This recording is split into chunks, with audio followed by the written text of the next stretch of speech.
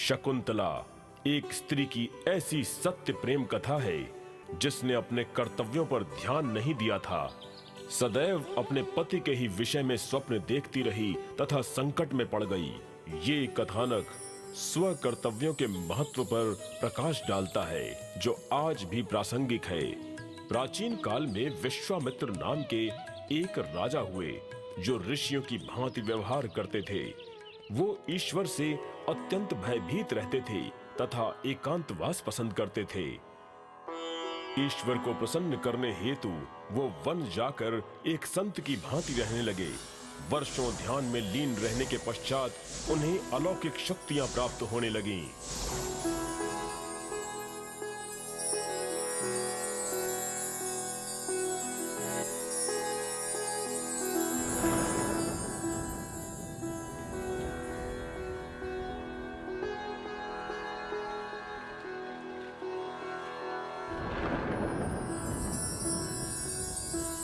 देवराज इंद्र को विश्वामित्र से भय लगने लगा, इसलिए वे उनका ध्यान भंग करने हेतु चिंतन करने लगे।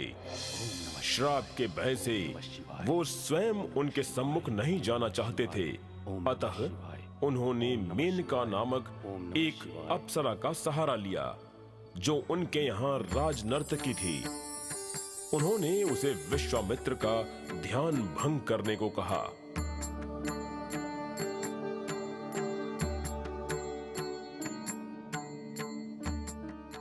मेनका, तुम पृथ्वी पर जाकर अपने अद्भुत संगीत एवं पारंगत नृत्य से विश्वामित्र का ऐसा ध्यान भंग करो कि वो पुनः ध्यान में तल्लीन न होने पाए। महाराज, मुझे ऐसा करने को ना कहें। विश्वामित्र एक सदाचारी व्यक्ति हैं। उनका ध्यान भंग करना महापाप होगा। सुनो मेनका, मेरे समक्ष कोई बहाना मत बनाओ। तुम मात्र मेरी आज्ञा का पालन करो। मेनका बिना कुछ बोले चली गई।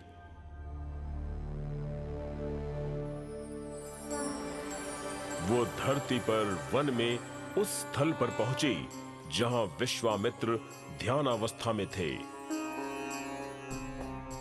उसने उनके समक्ष नृत्य संगीत प्रारंभ किया।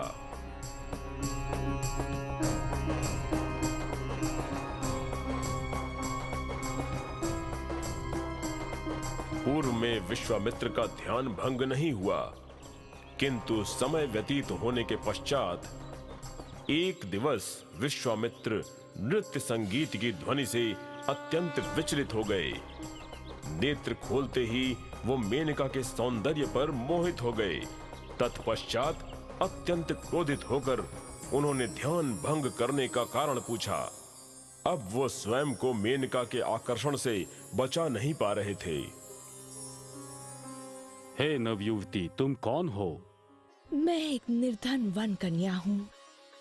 तुम एक राजकुमारी की भांति सुंदर हो तथा नृत्य कला में भी पारंगत हो। धन्यवाद महर्षि। विश्वामित्र मेनका के सम्मोहन में पूर्णतः लिप्त हो गए एवं ध्यान लगाना भूलकर उसके साथ नृत्य करने लगे। कुछ दिवस मेनका के साथ नृत्य एवं गायन करने के पश्चात विश्वामित्र को संपूर्ण ध्यान प्रक्रिया व्यर्थ होने का बोध हुआ। वो पुनः चैतन्य हुए। सत्य बताओ, तुम कौन हो? महर्षि, मुझे क्षमा करें।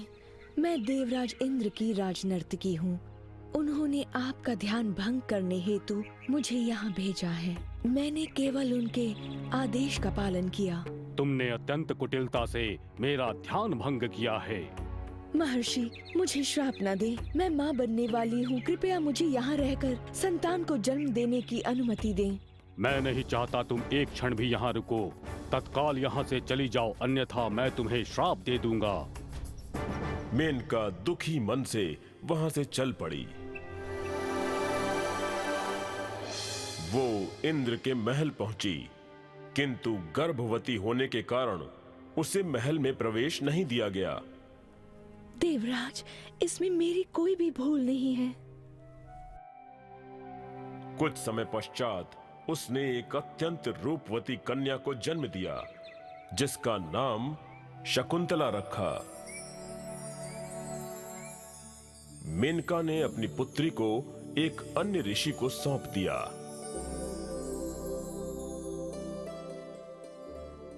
उसके पश्चात वो पुनः इंद्र के दरबार में चली गई। शकुंतला वन में रंग बिरंगी तितलियों, सुंदर पक्षियों, चंचल खरगोश एवं हिरणों के साथ बढ़ने लगी। अज्ञानता की अंधकार को मन से दूर करो। वो अन्य बच्चों के साथ अध्ययन करने लगी। वो अप्रतिम सुंदरी थी। जो भी उसे देखता उसके रूप पर मोहित हो जाता। एक दिवस उस राज्य का शासक दुष्यंत एक हिंसक शूकर का पीछा करते करते आश्रम में चला आया। वहां उसकी दृष्टि एक सुंदर मृग पर पड़ी। दुष्यंत ने बाण से उसे आहत कर दिया। मृग गिरकर वेदना से तड़प उठा। कोलाहल सुनकर शकुंतला तत्काल वहां पहुंच गई। उसे देखते ही दुष्यंत उसके सौंदर्य पर मोहित हो गया। आखेटक, तुमने मेरे प्रिय मृग के साथ क्या किया? यदि मेरे मृग को कुछ होता है तो उसके उत्तरदायी तुम हो। तुमने इस जीव को आहत क्यों किया? रूपवती राजकुमारी, कृपया मुझे क्षमा करें। आप मुझे अपने आश्रम में रहकर इस आहत मृग की सेवा करने का अवसर प्रदान करें। मैं राजकुमारी नहीं हूँ। मैं इस आश्रम में रहकर सभी जीवों की देखभाल करती हूँ। मेरा नाम शकुंतला है। तुम्हारा नाम क्या है आखेटक? मैं आखेटक नहीं हूँ। मेरा नाम दुष्यंत है सुंदरी। मैं इस साम्राज्य का शासक हूँ। आखेट के उद्देश्य से मैं यहाँ आया था। ये स्थान छोड़ने से पूर्व मैं आपके मृग को स्वस्थ कर दूंगा। दुष्यंत आश्रम में ही निवास करने लगा। मृग की देखभाल करते करते धीरे धीरे शकुंतला से उसकी निकटता बढ़ती गई। आश्रम के पवित्र माहौल में शकुंतला के प्रति आकर्षण प्रेम में परिवर्तित हो गया। मैं तुमसे विवाह करना चाहता हूँ शकुंतला। मुझे विवाह के लिए अनुमति दीजिए ऋषिवर। अंततः दुष्यंत ने आश्रम वासियों की उपस्थिति में शकुंतला से विवाह किया। बहुत प्रसन्न हूँ। एक दिवस दुष्यंत अत्यंत उदास थे। स्वामी, आप इतने उदास क्यों हैं? हे शकुंतला, मुझे राजमहल से ये संदेश प्राप्त हुआ है कि वहाँ की परिस्थितियाँ ठीक नहीं चल रही हैं। मुझे शीघ्र वहाँ हेतु प्रस्थान करना होगा। मैं माँ बनने वाली हूँ, अतः मैं भी आपके साथ चलूंगी। मैं तुम्हें इस अवस्था में छोड़कर नहीं जाना चाहता, किंतु वहाँ संपूर्ण व्यवस्था करने के पश्चात ही मैं तुम्हें अपने राज्य में ले जाना चाहता हूँ, जिससे कि वहाँ तुम एक रानी को मिलने वाले समस्त पारंपरिक सम्मान को प्राप्त कर सको। स्वामी, इस स्थिति में अकेले रहकर मैं अत्यंत भयभीत हो जाऊंगी। मुझे ज्ञात नहीं आप कब तक लौटेंगे। हे शकुंतले, तुम मुझ पर विश्वास करो। मैं तुम्हें इस स्थिति में नहीं छोड़ना चाहता, परंतु एक राजा का कर्तव्य होता है। अपने स्मृति चिन्ह के रूप में मैं अपनी एक मुद्रिका तुम्हें भेंट करता हूं। शकुंतला को मुद्रिका देकर दुष्यंत आश्रम से चले गए।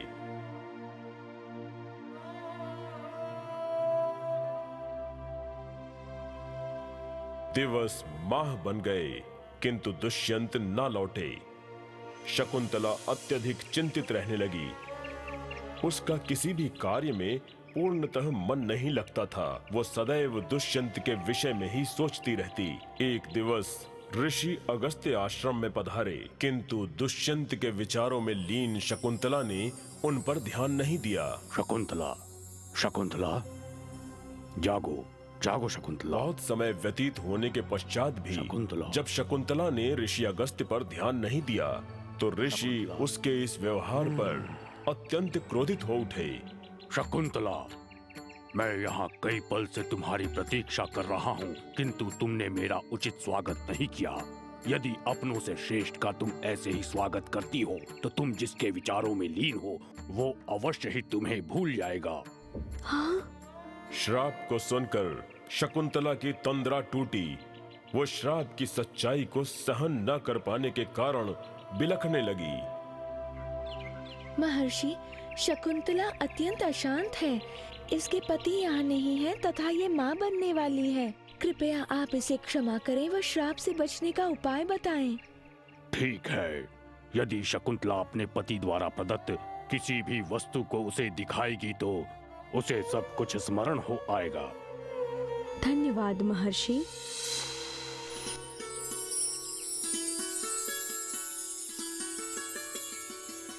शकुंतला ने दुष्यंत की दीर्घ अवधि तक प्रतीक्षा करने के पश्चात उनसे महल में जाकर मिलने का निश्चय किया। अपने प्रियजनों तथा आश्रम को त्याग कर उन तक पहुंचने हेतु मार्ग में उसने नौका का सहारा लिया। मार्ग में सुंदर मृगों को देखते हुए रंगीन जल से अत्यधिक प्रभावित होकर वो उसमें हाथ डुबा डुबा कर क्रीड़ा करने लगी। इस मध्य दुष्यंत की दी हुई मुद्रिका उसकी उंगली से फिसलकर जल में गिर गई।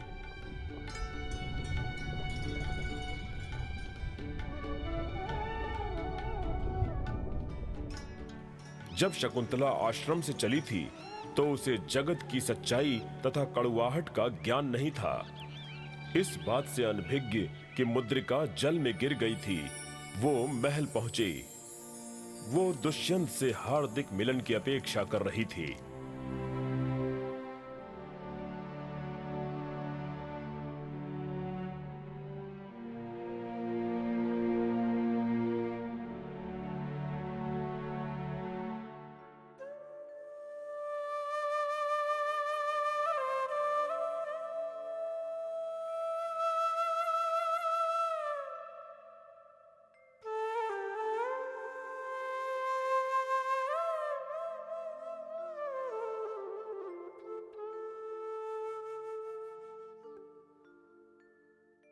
दुष्यंत को देखते ही उसके गालों पर अविरल अश्रुधारा बह चली। वो सभी कष्ट भूलकर बेसुध हो चुकी थी। स्वामी, इतने दिवस तक आप आकर मुझसे मिले क्यों नहीं? मैं इतना दीर्घ अलगाव नहीं सह सकती। कृपया मुझे स्वीकार करें स्वामी। अगले माह हमें संतान होने वाली है। मैं अत्यंत थक गई हूँ। आप कैसे हैं? आप कुछ कहते क्यों नहीं? क्या आप मुझ पर क्रोधित हैं मेरे स्वामी? अगस्त्य ऋषि के श्राप के कारण दुष्यंत सब कुछ भूल चुके थे। वो अवश्य ही तुम्हें भूल जाएगा। हे युवती, मुझे ज्ञात नहीं आप कौन हैं। आप अनुचित स्थान पर आ गई हैं। आपसे कोई भूल हुई है। चूंकि आप मां बनने वाली हैं, अतः कुछ दिवस यहाँ निवास करें। ये सुनकर शकुंतला राज दरबार में मूर्छित होकर गिर पड़ी। प्रतिहारी पुनः उसे होश में ले आए। स्वामी, ये आप क्या कह रहे हैं? आप मेरे पति हैं तथा मैं आपकी अर्धांगिनी। आपने मुझसे वन में विवाह किया तथा आप वहाँ रहे भी। आपने कहा था आप वापस आकर मुझे अपने साथ ले जाएंगे। मुझे क्षमा करें युवती, किंतु वास्तव में मैं नहीं जानता आप कौन हैं। मैं एक राजा हूं। कृपया मुझे लज्जित न करें। मैं आपको कुछ धन दे दूंगा। कृपया आप यहाँ से चली जाएं। आप एक अनुचित स्थान पर आ गई हैं। स्वामी, अब मैं कहाँ जाऊं? मुझे धन नहीं चाहिए। मेरी समझ में नहीं आ रहा क्या करूं। अकस्मात शकुंतला को दुष्यंत द्वारा प्रदत्त मुद्रिका का स्मरण हो आया। वो अचंभित हो उठी। मुद्रिका उसकी उंगली में नहीं थी, वो तो नदी में गिर चुकी थी। शकुंतला बिलखने लगी। स्वामी, आपकी दी हुई मुद्रिका कहीं गिर गई है। कृपया मेरी सहायता करें। सुनो युवती, महल से निकल जाओ। तुम मुझे मूर्ख बनाना चाहती हो? यहाँ से चली जाओ तथा दोबारा मत आना। इस घटना ने शकुंतला को व्यथित कर दिया। वो दुखी मन से महल से चली गई।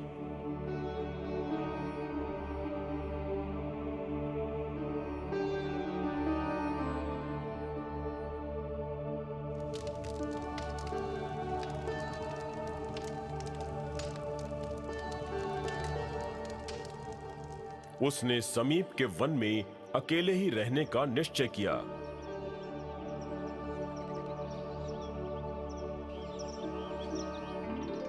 दिवस व्यतीत होते चले गए।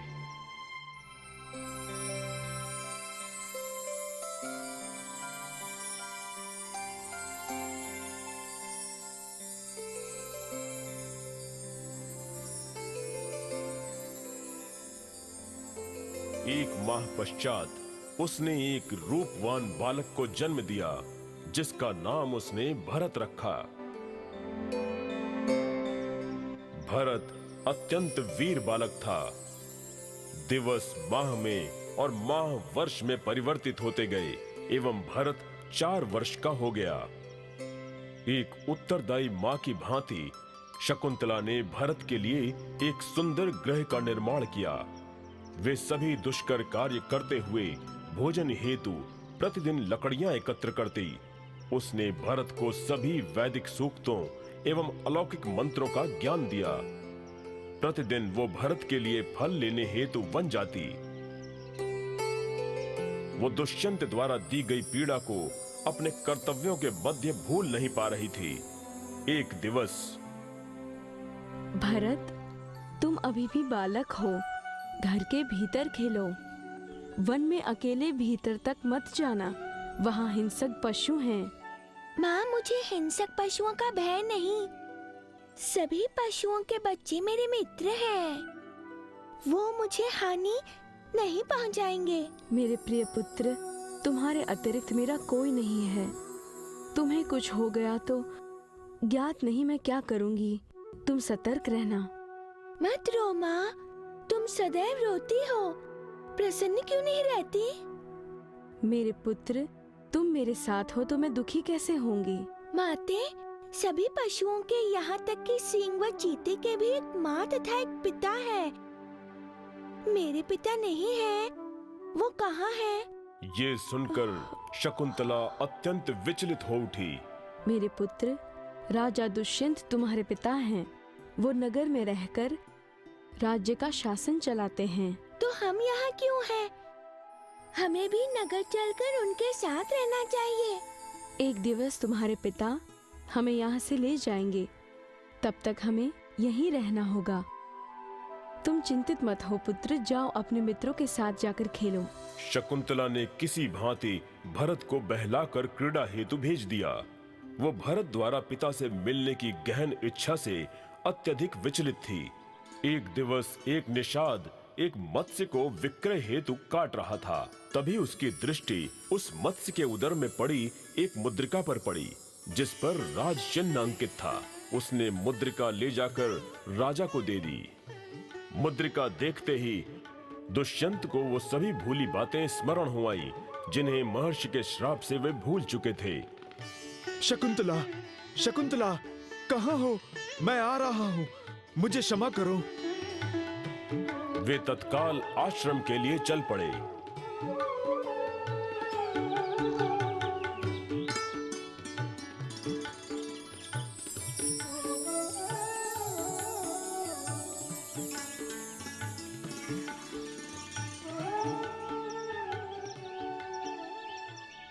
महाराज, शकुंतला आपको ढूंढते हुए उस समय गई थी जब वो माँ बनने वाली थी, किंतु आपने उसे नहीं पहचाना। ये सब कुछ ऋषि अगस्त्य के श्राप के कारण हुआ। अब मुद्रिका देखकर आपको सब कुछ याद आ गया। अब मैं शकुंतला को ढूंढने के लिए कहाँ जाऊं? मेरा पुत्र किस स्थिति में होगा? हे भगवान, ये मुझसे कैसा अपराध हो गया? महाराज, हम कैसे आपकी सहायता करें? पता नहीं शकुंतला कहाँ है। दुष्यंत अत्यधिक पीड़ित होकर महल लौट आए। माह व्यतीत होने लगे। उनकी रुचि राजकाज में निरंतर कम होने लगी। वो राज्य को सुचारू रूप से चला नहीं पा रहे थे। हे महाराज, आप कुछ दिवस हेतु आखेट पर क्यों नहीं चले जाते? वहां रहकर निश्चित ही आपके मन को शांति मिलेगी। मैं कहीं जाना भी नहीं चाहता तथा यहाँ रहना भी नहीं चाहता। महाराज, आप अत्यंत प्रतापी योद्धा हैं। हमारे इस विशाल राज्य की प्रजागण हर प्रकार से आप पर ही निर्भर है। यदि आप राज्य के कारभार पर ध्यान नहीं देंगे तो हमारे शत्रु अत्यंत ही सरलता से हमारे राज्य को पराजित कर देंगे। कृपया हम पर दया करें महाराज, व सदैव प्रसन्न चित्त रहें। एक दिवस आप अपनी पत्नी व पुत्र से अवश्य मिलेंगे। अपने मंत्री की सलाह पर दुष्यंत आखेट हेतु निकले। मार्ग में वन के सौंदर्य से प्रभावित होते हुए भी वो पूर्णतः शकुंतला से प्रथम मिलन एवं विवाह के विषय में सोचते जा रहे थे। अकस्मात उनकी दृष्टि एक ऐसे बालक पर पड़ी जो अपने हाथों से सिंह के बच्चे का मुख खोल रहा था। दुष्यंत अचंभित हो उठे। हाँ? तुम यहाँ से चले जाओ। मैं नहीं डरता। मैं तो इसकी माँ के मुख के भीतर भी हाथ डाल देता हूँ। वो मुझे कुछ नहीं करती। दुष्यंत भरत के इस साहस को देखकर स्तब्ध रह गए।